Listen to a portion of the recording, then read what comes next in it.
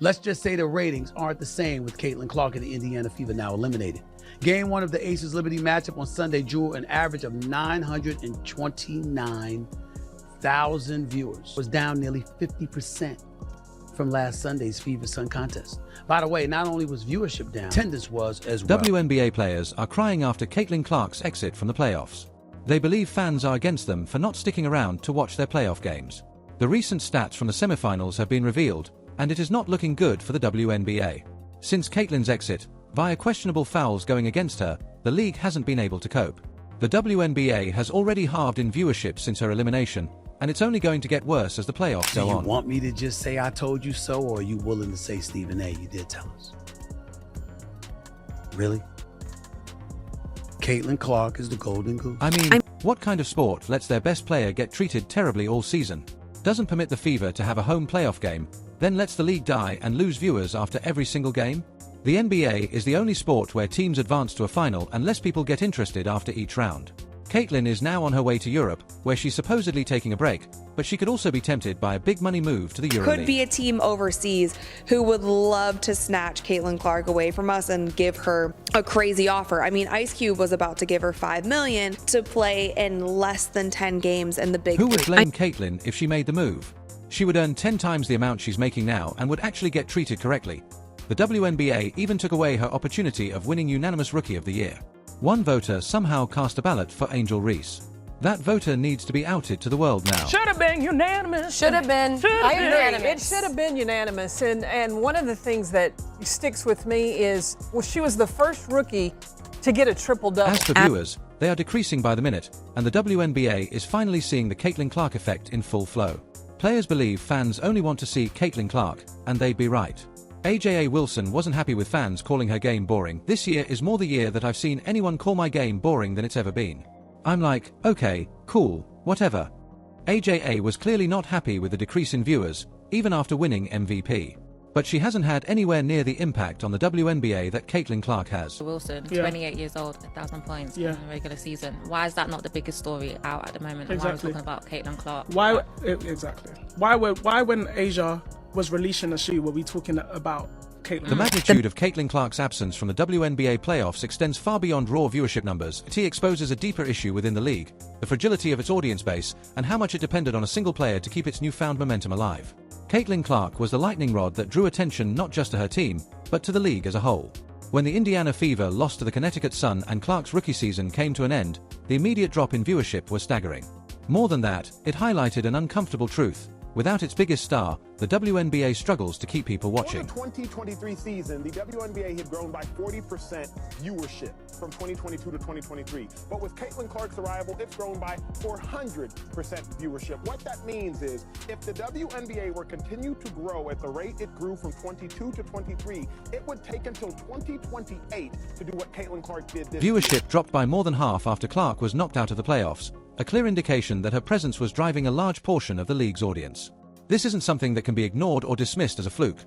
The WNBA has relied heavily on Caitlin Clark's star power to bring in viewers, and without her, the league has been exposed for its inability to retain that audience. Ever since, Angel Reese had that injury, to me, and also coming off of Olympic break, Caitlin Clark separated herself. Yeah. She should have been unanimous. Now, to celebrate her, one thing that people forget is, as a rookie, she was the most blitzed player in the WNBA, and she still put up 19, 5, and 8 assists. This sharp decline in viewership is a wake-up call for the WNBA.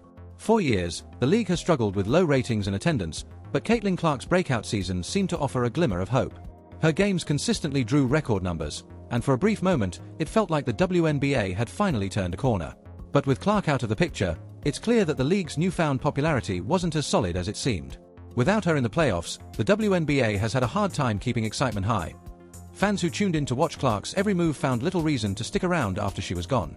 The remaining teams may be competitive, but they lack the star power and charisma Clark brought to the court. This has led to a noticeable drop in overall buzz surrounding the playoffs. There was a Jordan effect on the NBA and the game of basketball. I would argue at one point, early on, there was a Steph Curry effect on the NBA and on basketball also. You bet your ass there is a Caitlin Clark effect on all of basketball, and especially on women's basketball. One of the most troubling aspects of Caitlin Clark's exit is the way it happened. Throughout the season, she was repeatedly fouled and subjected to physical play that went largely unpunished.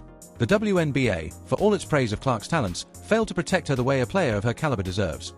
This wasn't just about a few missed calls, it was a consistent pattern of rough play that took its toll on Clark's body and ultimately led to her team's defeat. We don't want fans that are going to degrade us and call us names. I mean, we already see what's happening in the world. Something needs to be done, whether it's, them checking their fans or this league checking. The series against the Connecticut Sun was a prime example.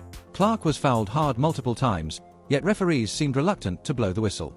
It was as if the league didn't fully grasp how important it was to protect its star player. Fans watching at home were frustrated as Clark was knocked around with little intervention from officials. This failure to protect Clark isn't just a one-off mistake, it's part of a larger issue within the WNBA.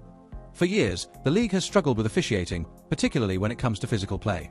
But when the player at the center of your league's resurgence is being beaten down like this, it becomes a much bigger problem.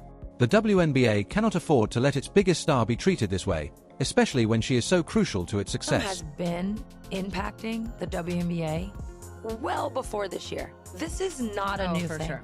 This is, and in that way, I do think Caitlin's being used as a pawn. Caitlin didn't bring this into the WNBA. This has been happening, and that I think is what's been such a shock for all of us. Caitlin Clark's breakout season was not just a personal triumph, it was a massive opportunity for the WNBA to showcase its potential to a wider audience. Her games drew viewers from across the country, many of whom had never watched a WNBA game before. This was a chance for the league to capitalize on the buzz surrounding Clark and build a lasting fan base. But by failing to protect her, the WNBA squandered that opportunity. Fans saw how Clark was treated on the court, and many have been vocal about their frustration. Social media has been filled with comments from fans who feel the league let Clark down by allowing her to be fouled repeatedly without proper officiating. Very, very few people, but there are some out there who resent the fact that this young white girl came out there and did her thing. Rookie of the Year, 4th in the league for MVP voting, assist leader, one of the top leading scorers after the Olympic Games. She put on a show, validating all the attention she was receiving. This has led to a growing sentiment that the league isn't doing enough to protect its stars, something that could have long-term consequences for fan loyalty. Caitlin Clark has already done more for the WNBA in one season than many players do in an entire career. But if the league doesn't take action to protect her and others like her, it risks losing the very stars who are helping it grow. This isn't just about winning games, it's about the future of the league. The number of viewers for WNBA games that Caitlin Clark is not in is like 3 to 4 million. When she's in the game, when it's her game playing, it's like 17 million. Yeah. Well, I also look at the attendance in the arena. Yes. It's 8 to 10,000 everywhere else. Caitlin Clark, 17, 18,000. As if Caitlin Clark's exit from the playoffs wasn't frustrating enough, another controversy soon followed. Despite her record-breaking season and undeniable influence on the WNBA's growth, Clark was not awarded unanimous Rookie of the Year honors. This was a shocking snub, considering the impact she had both on the court and in terms of viewership. Clark's performances throughout the season were nothing short of spectacular, yet one voter decided to cast a ballot for Angel Reese. It doesn't matter if you are rooting against Caitlin Clark because you like another team. There's very few of them. I'm excited even if it's that. I'm excited to see who it is. This decision left many fans outraged. How could someone vote for anyone other than Caitlin Clark? She had single-handedly elevated the WNBA's profile and was the driving force behind its increased popularity. The fact that she didn't receive unanimous Rookie of the Year honors felt like a slap in the face to both Clark and her supporters. To make matters worse, the WNBA has refused to reveal the identity of the lone voter who chose Reese over Clark, keeping the individual anonymous. This lack of transparency has only fueled more frustration among fans, many of whom feel the league isn't giving Clark the recognition she deserves.